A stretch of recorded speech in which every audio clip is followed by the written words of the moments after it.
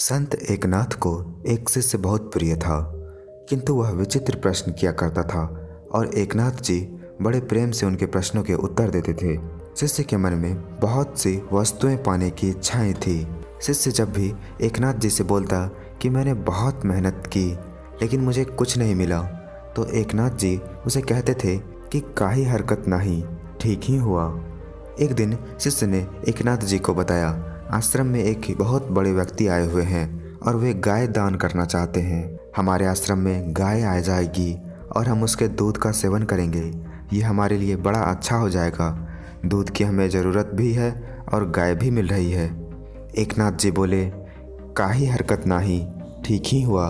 शिष्य बहुत खुश था। उसने गौ सेवा की जिम्मेदारी ले ली। वह बहुत अच्छे से गौ सेवन करता था, खुद भी दूध पीता और सभी को देता भी था। एक दिन वह गाय मर गई। शिष्य बहुत दुखी हो गया। गाय चली गई तो दूध मिलना भी बंद हो गया। शिष्य एकनाथ जी के पास गया और बोला, आज गाय मर गई। एकनाथ जी बोले, काहे हरकत नहीं, ठीक ही हुआ। शिष्य को लगा कि एक तो गाय मर गई और ये कह रहे हैं कि कोई बात नहीं।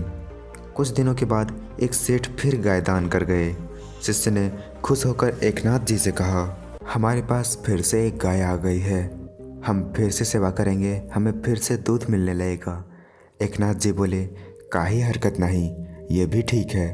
यह बात सुनकर शिष्य से रहा नहीं गया और उसने कहा, जब गाय नहीं थी तब भी आप यही कहते थे, फिर गाय आई, कुछ दिन बाद वह मर गई और गाय आ गई है तो आप अभी भी यही बात कह रहे हैं कि काहे हरकत नहीं, सब ठीक है। आप हर स्थिति में यही क्यों कहते हैं?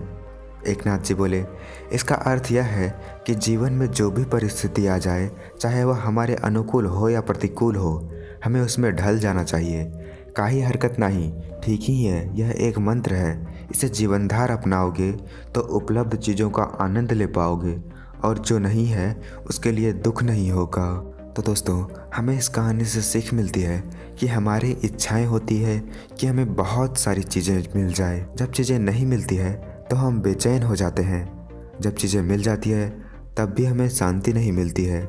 जो मिल जाए उसका आनंद लें और जो चीज़ ना मिले उसके लिए परेशान नहीं होना चाहिए हमें।